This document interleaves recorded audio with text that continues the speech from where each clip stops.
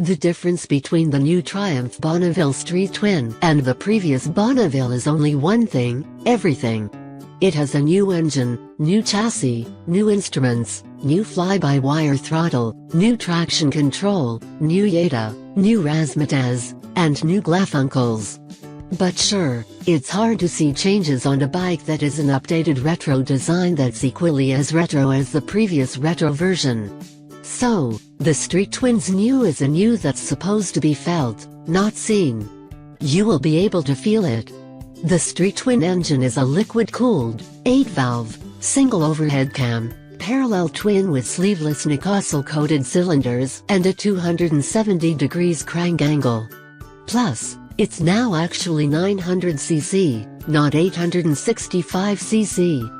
This new powerplant has redefined performance parameters, with a claimed 55 rather than 67 horsepower, and 59 versus 50 pound-feet of torque.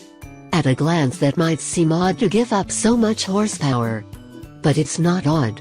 It may be initially disappointing considering the significant update to the platform, but if it's higher performance you are after, Triumph will refer you to the new bigger Bonnevilles.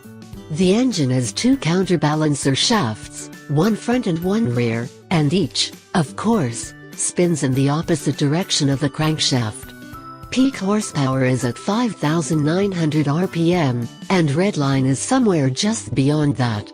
For a liquid-cooled motorcycle, the Street Twin has efficient air cooling fins on its head and cylinders. In other words, these fins don't fib, they actually do assist in cooling the engine. The transmission has 5 speeds. The EFI feeds through a single 39mm throttle body. By comparison, the Indian Scout 60, at 1000cc, has a 60mm throttle body. Considering that twice the diameter is 4 times the volume, these numbers are quite far from each other. Also, considering the Venturi effect, which defines how a constricted path results in a lower pressure yet higher velocity of flow, there's a significant engineering disagreement here between these brands. The Street Twin's fuel management design results in increased fuel efficiency for a claimed 72.8 miles per gallon at a steady rate of 56 miles per hour, and 52 miles per gallon at 75 miles per hour. What we did verify so far is that when the bike is ridden hard for extended mountain miles in second gear, dragging toes through the turns and railing up to redline in the short straights between each of them, our mileage was 47.3 miles per gallon, which is very impressive. Very. This shows that the Street Twin achieves a totally plausible range with its small, 3.2 US gallon tank that under normal use should exceed 200 miles per tank. The Bonneville Street Twin's chassis is steel tubes welded to a cast iron steering head, bolted to an engine cradle. Rake is 25.1 degrees and trail is at 4.0 in 102.4 millimeters, which are common numbers. The suspension in front and rear is by Kayaba, with a 41 millimeters conventional fork up front, and preload adjustable twin shocks in the rear. Both ends have 4.73 inches of travel and the shocks are set up with ample sag and have progressive springs, for a soft initial travel. The wheels are cast aluminum, 18x 2.75-inch front, 17x 4.25-inch rear, with classic-looking Pirelli Phantom tires made to Triumph specs.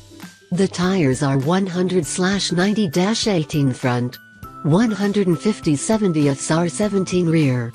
Braking at each end is by single Nissan 2-piston floating calipers, mated to a 310mm disc up front and a 255mm one out back. ABS is standard. Seat height is 29.5 inches, and the claimed dry weight is 437 pounds. Other features include traction control that can be turned off, ride-by-wire throttle, security immobilizer, and a USB socket under the seat. The hand levers are adjustable. A single round gauge contains an analog speedometer and a multifunctional LCD display shows gear position, fuel level, range to empty, fuel consumption rate, traction control status, service indicator, clock, and odometers. The gauge choices are scrolled with an I button on left handlebar. On the right handlebar is a nifty, combined start/kill switch, plus a 4-way flasher button. Already Triumph offers over 150 accessories for the Street Twin, including bags, billet parts, exhaust, and gear. The Bonneville Street Twin's class of motorcycles might be best described as a mystery of the missing horsepower class, defined by bikes with full-sized meaty engines blessed with mid-sized mild performance. It's a retro-ish, roadster-ish, twinish class that includes the likes of Harley-Davidson 883 Sportster, Indian Scout 60, Yamaha Bolt, Moto Guzzi V7, Scrambler Ducati, and this Street Twin. Maybe one or two others.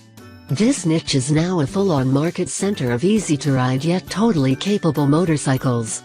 Oh, and each bike must have a base model costing less than $9,000, even if it's only $1 less.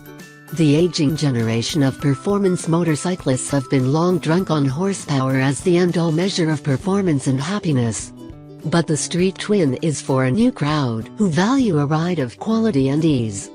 Triumph providing ABS and traction control as Street Twin standard features, on an otherwise retro bike, is no accident, pun fully intended. With the Street Twin, its engine-to-horsepower ratio isn't a matter of dumbing down a beast. A big twin allows the creation and manipulation of a crafted power band that's broad and smooth from bottom to top, making the most of the plateau of torque rather than chasing the peak of horsepower. The omission of a tachometer isn't for keeping costs down, it's to make a statement, because the specific location of redline just doesn't matter.